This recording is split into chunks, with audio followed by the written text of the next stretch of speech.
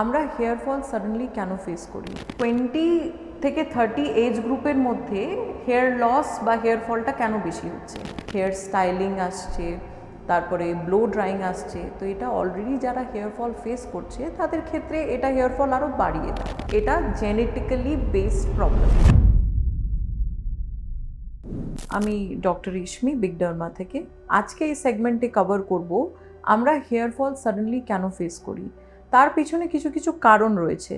প্রথমেই হচ্ছে ডায়েট আর লাইফস্টাইলের ইমব্যালেন্সের ক্ষেত্রে। সেকেন্ড কারণ হচ্ছে হরমোনাল ইমব্যালেন্সেসের জন্যে।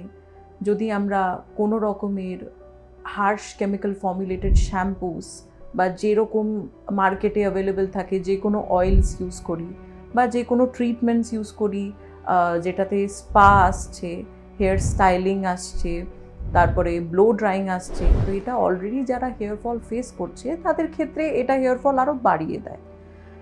স্ট্রেস, যে কোনো স্ট্রেস, ইমোশনাল বা ফিজিক্যাল স্ট্রেস, কারোর যদি ড্যান্ড্রাফের ইস্যুস থাকে ওর ক্ষেত্রেও হেয়ার ফলটা অনেকটাই বেড়ে যায়। প্লাস বাড়িতে কারোর যদি জেনেটিক্যালি হেয়ার ফল বা বালনেসের ইস্যুস থাকে মায়ের বা বাবার সাইড থেকে, তাহলে একটা এজ গ্রুপ থেকে তারা hair fall, sudden hair fall ওরা ফেস করতে শুরু করে যায়, যেটা আগে গিয়ে একটা বালনেসের প্যাটার্ন ক্রিয়েট করে। 20 থেকে 30 এজ গ্রুপের মধ্যে হেয়ার লস বা হেয়ার ফলটা কেন বেশি হচ্ছে? তো এটার ক্ষেত্রেও কিছু কিছু কারণ আমাদেরকে প্রথমে দেখতে হবে।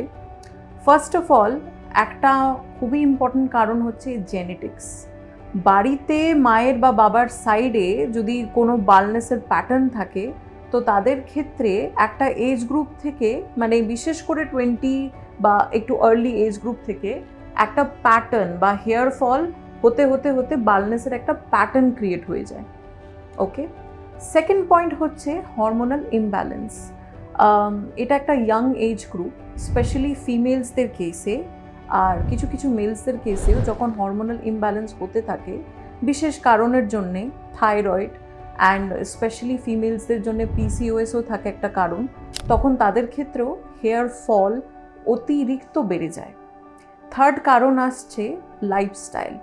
আমরা এই এজ গ্রুপের ক্ষেত্রে, ইউথের ক্ষেত্রে দেখি অনেকটা সিডেন্টারি লাইফস্টাইল বা improper exercises, improper diet lifestyle, improper স্লিপের জন্যে, এই কারণেও হেয়ার ফলটা অতিরিক্ত এই এজ গ্রুপে বেড়ে যায়।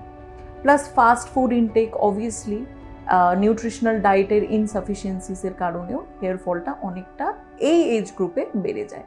মেল প্যাটার্ন বালনেস, বেসিক্যালি আমরা মেল পেশেন্টদের ক্ষেত্রে এটা যখন দেখি, তো এটার একটা কারণ আছে। এটা হচ্ছে প্রিডমিনেন্টলি জেনেটিক্সের কারণে, মেনলি জেনেটিক্সের কারণে।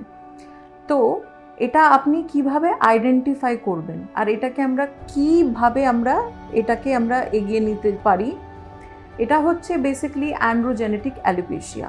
তার মানে কি হচ্ছে, বাবার সাইডে বা মায়ের সাইডে কারোর টাক রয়েছে, তো এটাতে তাদের সাবসিকুয়েন্ট জেনারেশন এটা ফেস করে। এটা জেনেটিক্যালি বেসড প্রবলেম। এবার এটা আমরা কিভাবে আর্লি সাইন্সগুলো দেখতে পারি? যখন আপনাদের হেয়ার লাইনটা অনেকটা পিছিয়ে যাচ্ছে, যেটাকে আমরা বলে থাকি রিসিডিং হেয়ার লাইন, একদম মিডল পোর্শনে দেখবেন হালকা হয়ে যাচ্ছে চুল, ডেন্সিটি অনেকটা কমে যাচ্ছে, ক্রাউন অনেক সময় খালি হয়ে যায়। তো এইসব আর্লি সাইন্স আছে, এইসব সাইন্সে আপনি বুঝতে পারবেন যে আপনার জেনেটিক্যালি হেয়ার লস হচ্ছে, যেটাকে আমরা বলে থাকি অ্যান্ড্রোজেনেটিক অ্যালোপেশিয়া। আর আপনাদের যদি এই রকমের কোনো প্রবলেম ফেস করছেন, প্লিজ কমেন্ট বক্সে শেয়ার করুন। আমরা আছি আপনাদেরকে গাইড করার জন্যে আর আপনাদেরকে সলিউশন দেওয়ার জন্যে। Thank you.